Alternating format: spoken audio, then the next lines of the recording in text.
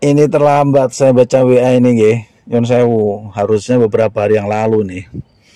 Pertanyaannya lagi viral nih Gus tentang kritikan Ustadzah Neng Lela terhadap Bang Haji Romai Rama. Serta kabar hoaks seseorang tentang orang tuanya Pak Jokowi. Piye maksudnya iki? Mohon pencerahan dan penjelasannya. Pencerahan barang ya opo iki? Wong wis cerah langit kok.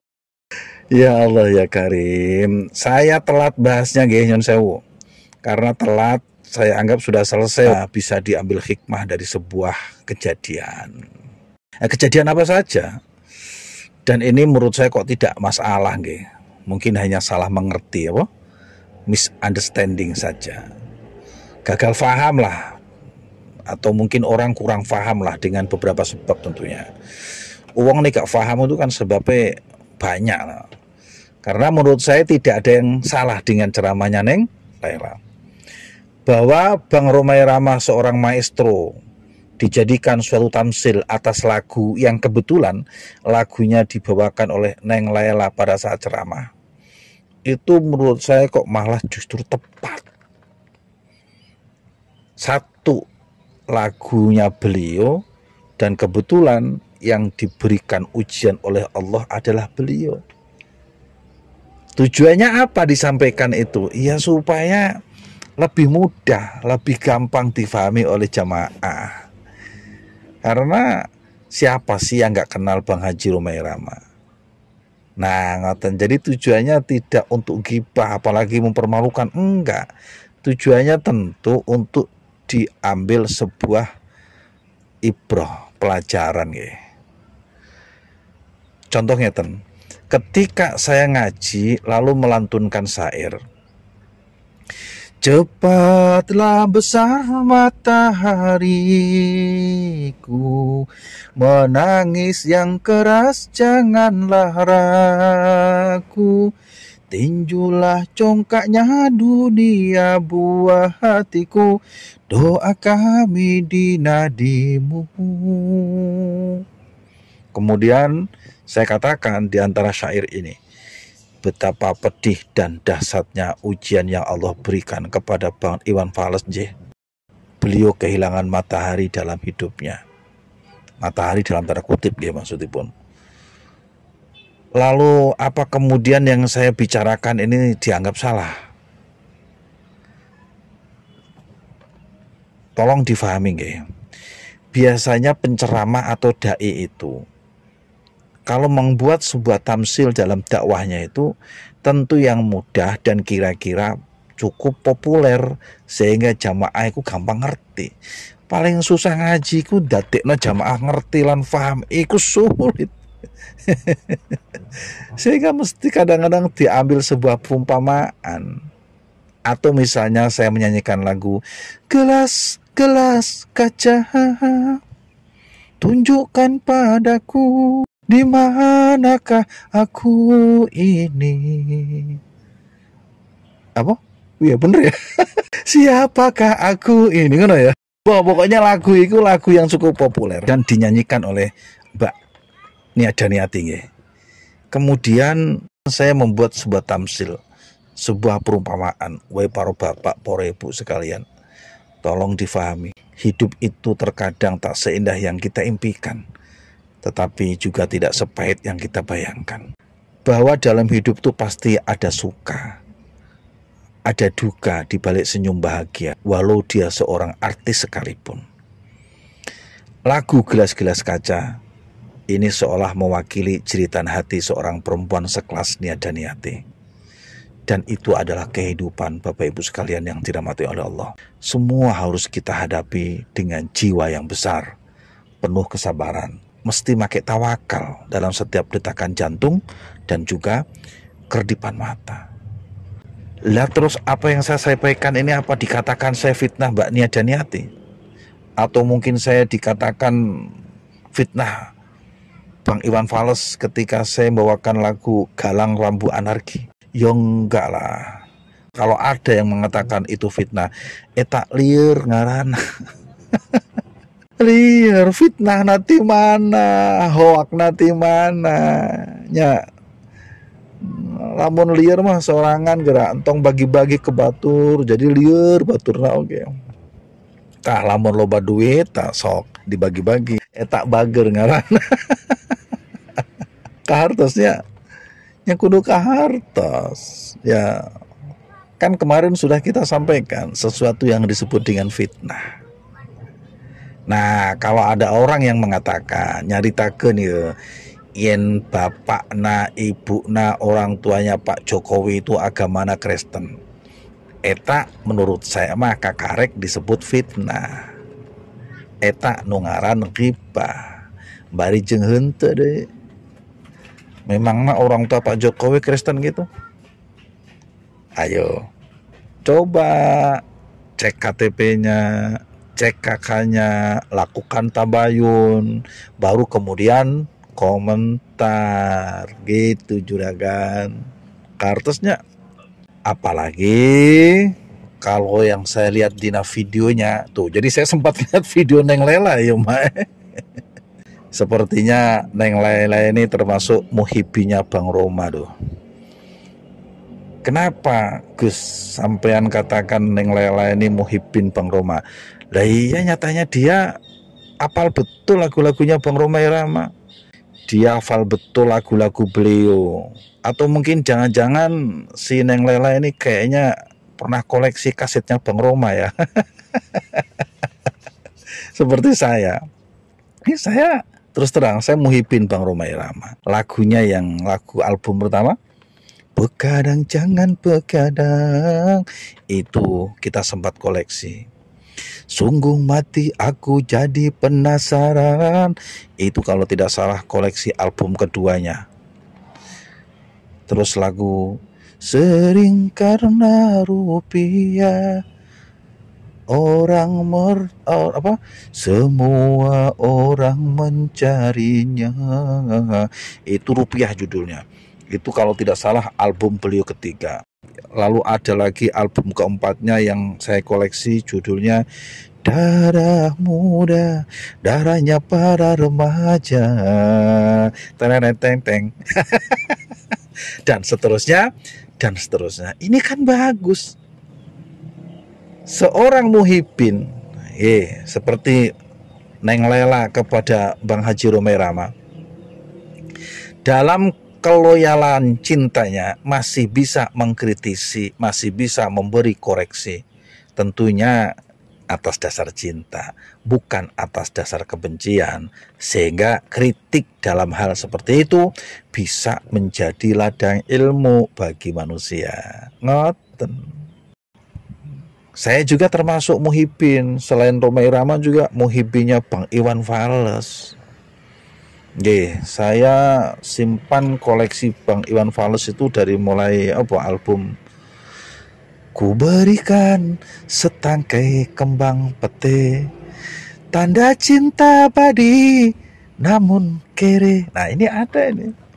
Album pertama Perjalanan ya. Lalu volumenya berikutnya tentang Lihat Sugali Menari dan seterusnya. Volumenya yang ketiga kalau tidak salah Ethiopia.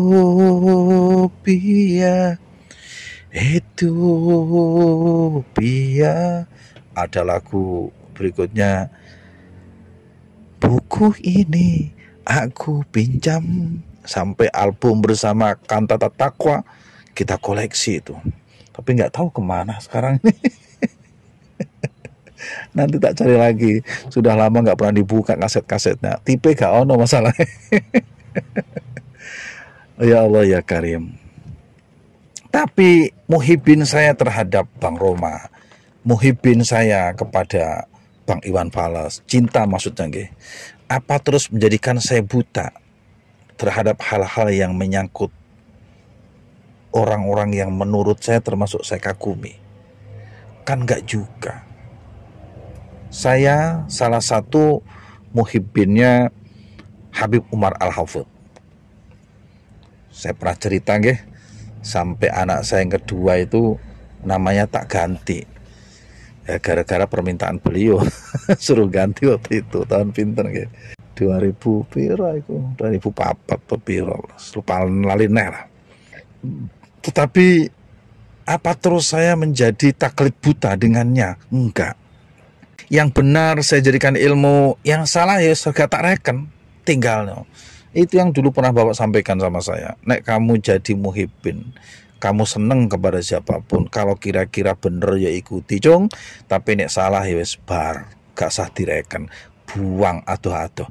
Lah itu muhibbin yang baik, muhibbin yang sejati itu begitu. Saya punya banyak jamaah, ada santrinya, ada muhibbin. Tapi tidak serta-merta muhibbin itu harus taklid kepada saya, enggak. Tetap gunakan akal waras. Kalau saya salah ya dikritisi, tapi nek bener ya diapresiasi toh.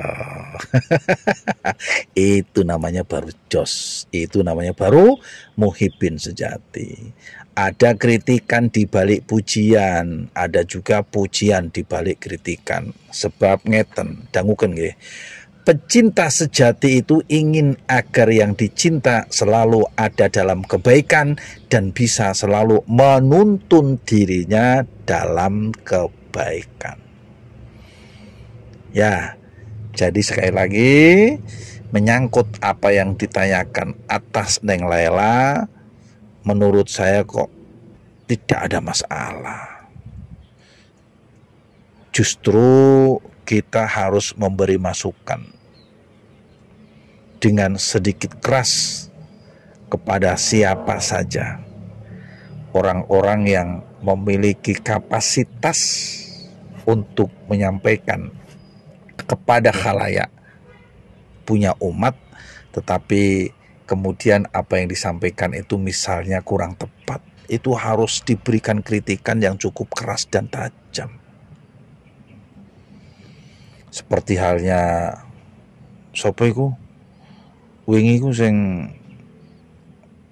sapa iku khutbah Idul Fitri tapi bahas masalah sing gak nyambung iku. Nah, yang seperti begini ini harus diberikan pemahaman dan kritikan yang keras, karena ini menunjukkan kurangnya ilmu agama dan ketergesa-gesaan di dalam berdakwah, sehingga menimbulkan ketegangan, kerenggangan, dan kontraproduktif di tengah suasana kebersamaan Idul Fitri. Ini kan gak jauh beda dengan apa yang disampaikan oleh pendeta GL ya, yang menurut saya kurang paham tentang amaliyah suatu agama, tapi sudah main komentar saja, sehingga jadinya blunder. Maka saudaraku yang budiman, sering tak sampaikan ini, jangan berbicara tentang ilmu agama kalau kita bukan ahlinya.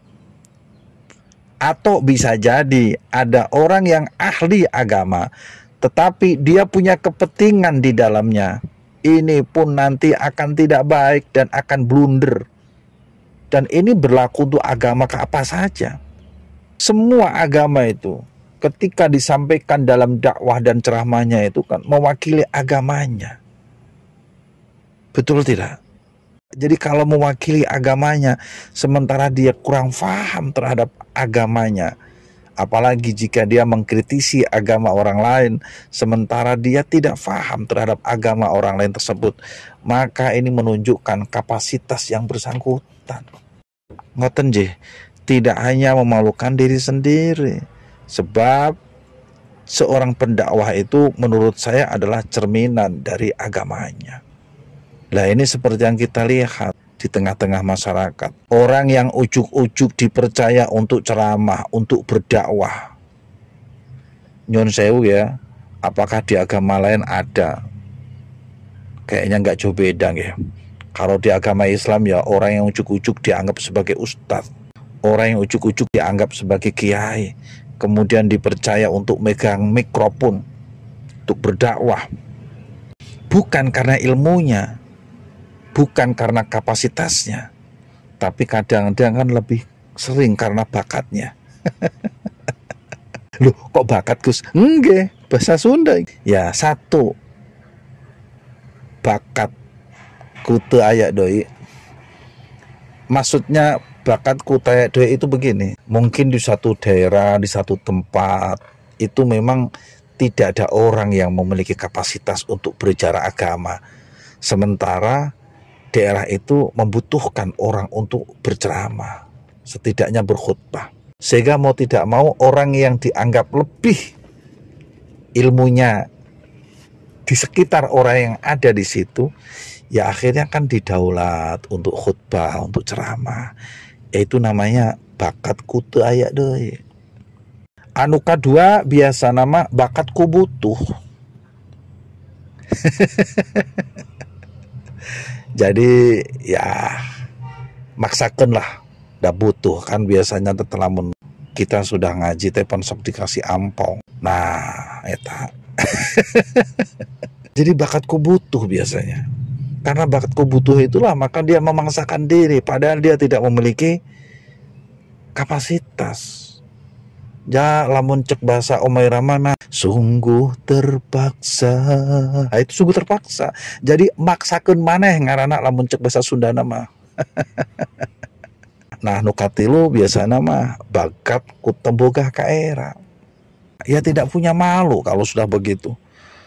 Karena dia sudah dianggap ustadz oleh orang lain, mestinya tidak langsung membanggakan diri. Kemudian kan kebanyakan ujub, bangga diri. Oh, saya ustadz, saya sudah dianggap kiai sama orang lain. Nah, kadang-kadang kan di situ itu konyolnya. Padahal kalau kita dianggap ustadz oleh orang lain itu mestinya kita semakin tawadhu, tambah ilmu, rajin belajar, cari kiai, cari guru-guru untuk menambah ilmu.